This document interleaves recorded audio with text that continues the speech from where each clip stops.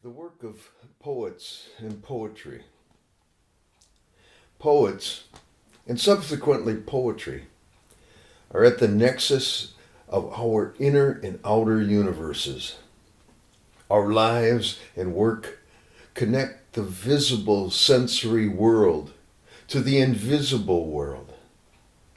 They do so through the five familiar senses and the four invisible senses: awareness, drive, balance, and awe or reverence.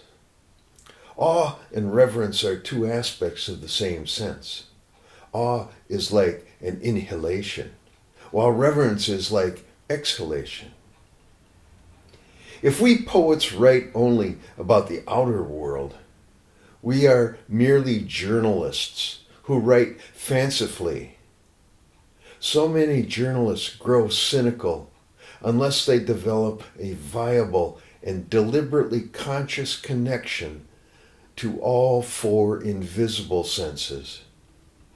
If we only write about inner emotions, identity, and our language, we are only paying attention to our connection to the outer world from an inner place of confusion or anxiety. If we only write with abstraction or in a spiritual context, as religious or literal fundamentalists do, we show that we despise the life-giving outer world and beauty and the gifts we receive through our physical senses. A good poet, and especially great poetry, connects the inner and outer worlds with vitality, curiosity, and joy. Even the most sorrowful poetry has a thread of electrified connection to joy. A good poet revels in both the stimulation and life in both worlds and praises the mingling of consciousness in the mystery of life's current. When we write, we need to ask ourselves, do we choose a life-giving way or death? Quite often, we find the answer as we write. The best shamans, saints, and indigenous elders also connect the inner and outer worlds for life's continuation. In Sufi thought, poets surpass the philosopher at trying to balance and express our existence in both worlds. Our best poets fit that role.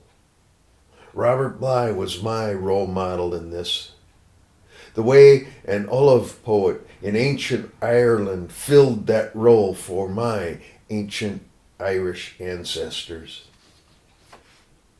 Homer, Chaucer, William Shakespeare, William Blake, Walt Whitman, W.B. Yeats, William Stafford, Gary Snyder, and so many others in our Western tradition have fulfilled the role. Their work refers to and expresses the forces which connect the inner and outer universes of our species. Their works are warm rain and soft sunshine on our gardens. Their works are the torches that light the dark paths and alleyways of our existence. How grateful I am to all of them.